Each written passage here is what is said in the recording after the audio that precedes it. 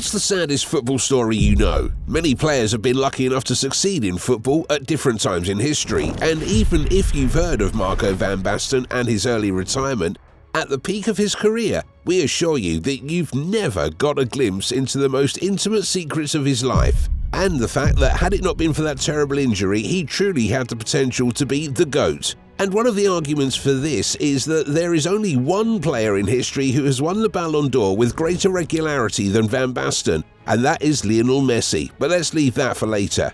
The severe chronic ankle pain that forces him to wear this thing for 3 months, the passing of his best friend when Marco was just 6 years old, his relationship with Johan Cruyff. This is the story of Marco Van Basten told like never before, here on Football Fanatic. Marco Van Basten was born in Utrecht on the 31st of October 1964. His passion for football was ignited early on, and at the age of 6 he began playing for a small local club called EDO. 1 year later, he moved to Utrecht to continue his football journey, and somewhere around that time came the first truly heartbreaking moment in Van Basten's life. A tragedy that showed him the hardships from an early age. When Van Basten was 7, he and his friend Jopi, a boy he loved to play football with, decided to go on an adventure one winter's day, jumping over frozen streams. They eventually reached a lake where Jopi stepped out onto the ice first, holding on to one end of a rope while Van Basten held the other. Jopi was some distance from the center of the lake when the ice cracked and he fell through. He let go of the rope, leaving it in Van Basten's hands. He was wearing a woolly hat that day, Van Basten recalled, a kind of speed skating hat, blue with a white stripe in the middle and 2 red stripes on the sides. I can still see that hat floating on the water. I remember it vividly. Van Basten ran to get help, but by the time Jopi was pulled from the water, it was too late. He had passed away. Van Basten kept a picture of Jopi for 10 years until his father worried about the emotional toll it was taking and threw it away. The real coincidence in all this is that his father and friend were namesakes, Joop and Jopi. Both played a major role in Van Basten's development into one of the greatest players of all time. His father, Joop, was the man who talked, followed and watched football all the time and demanded the best from his son on the pitch. Marco's friend Jopi, on the other hand, could be described as Van Basten's guardian angel, helping him on his way to the top. In his autobiography, Basta, the legend himself, confirms that this tragedy made him even more determined to become a great footballer, carrying the memory of Jopi with him forever. And speaking of Basta, his book that has become one of the most read football biographies of the last 5 years, do you know why it's called that? Well, Basta in Italian means end or enough. And in keeping with Van Basten's story combined with his surname, the book could hardly be better named. But now, back to the story.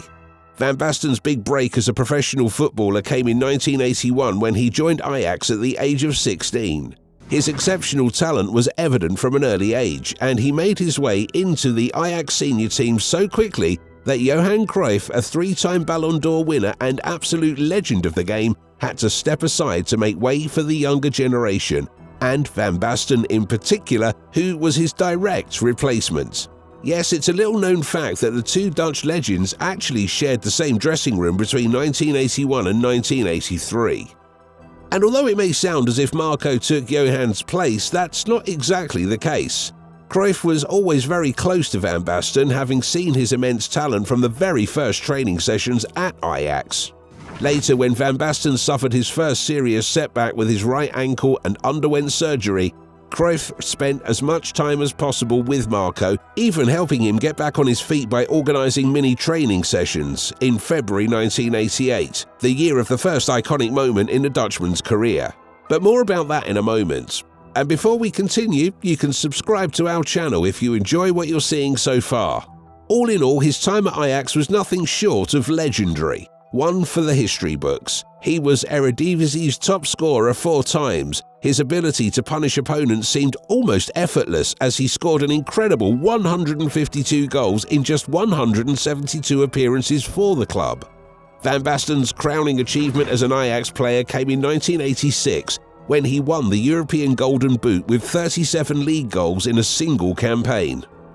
Under the guidance of his idol Johan Cruyff, who had arrived in 1985, Van Basten enjoyed the best moment of his years in Amsterdam, the 1987 Cup Winners' Cup, won 1-0 over Lokomotiv Leipzig, with Van Basten himself scoring, on a night when Marco was again playing with terrible ankle pain.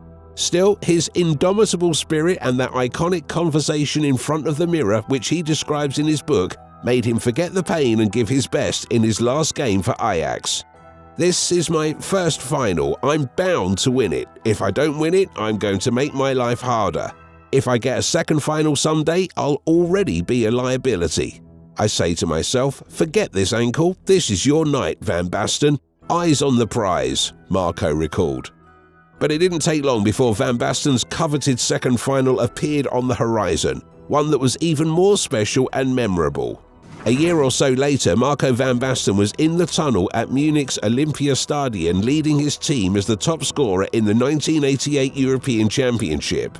However, in the months leading up to that match, he suffered another heartbreak.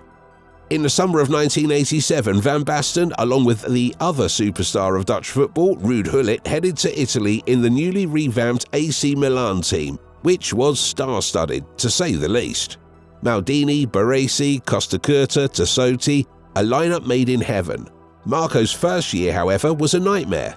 At the start of the season, before he'd played a single game for his new team, Van Basten decided to undergo ankle surgery, which kept him out of action for over 9 months. As a result, he often admits, on paper, he has been a Milan player since 1987, but in reality, he only took up his role the following summer. An unforgettable summer in which the Netherlands won their first and only major tournament, and Marco Van Basten became the hero of an entire nation. Going into the Euros, expectations for Marco were uncertain. He had struggled with injury, had little or no playing time over the past 12 months, and wasn't even a guaranteed starter under Rinus Michels. But what followed was a tournament for the ages. Van Basten didn't just rise to the occasion, he redefined greatness.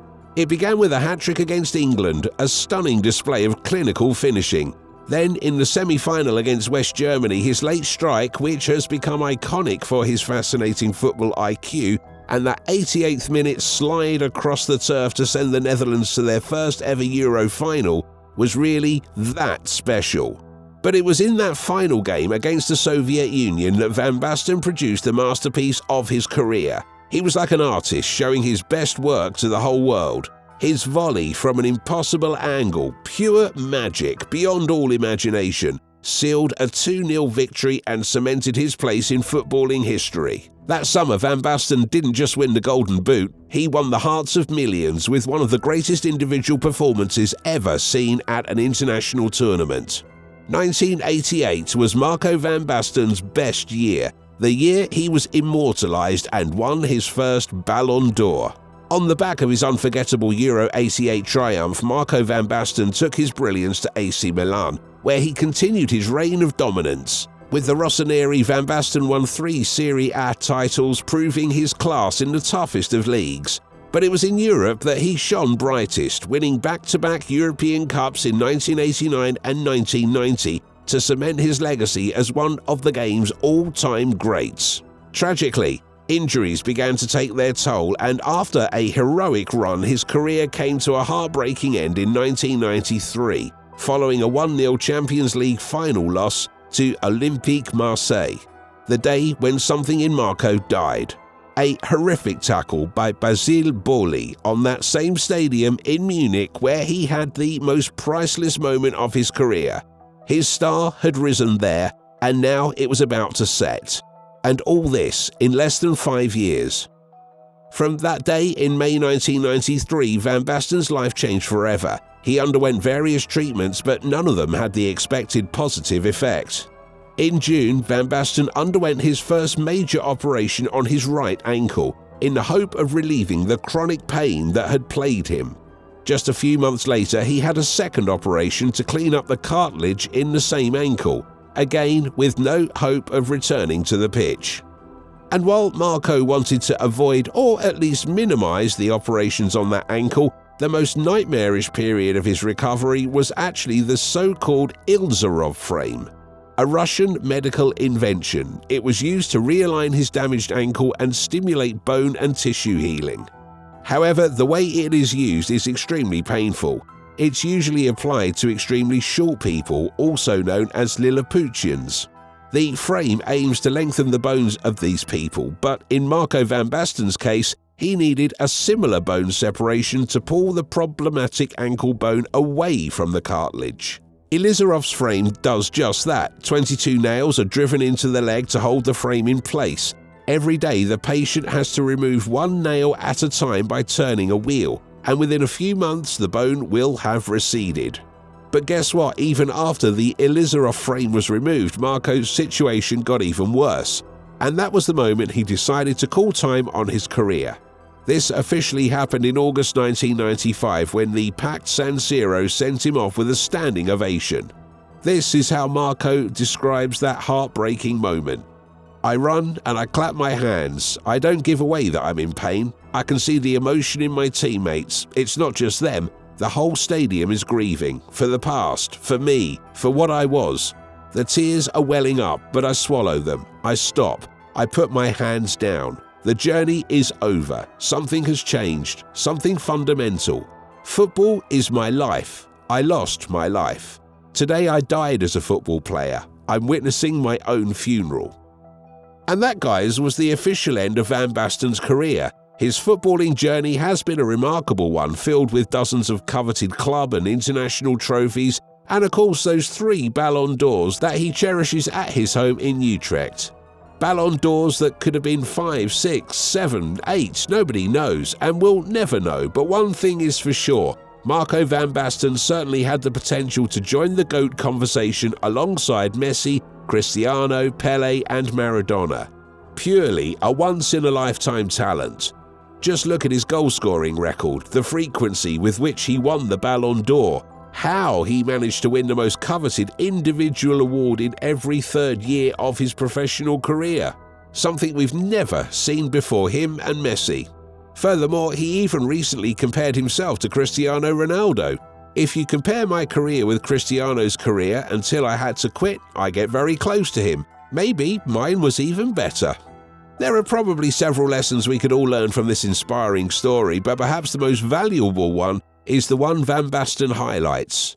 Always try to be optimistic and remember the glass is always half full, not half empty, referring to his thoughts long after his retirement.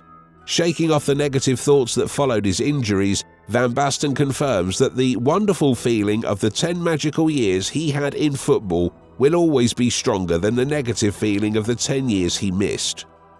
If you enjoyed that one, don't forget to like and subscribe to the channel, and of course, don't forget to give your honest thoughts on one of the best footballers in history, and also check out our latest upload that you can see on your screen right now.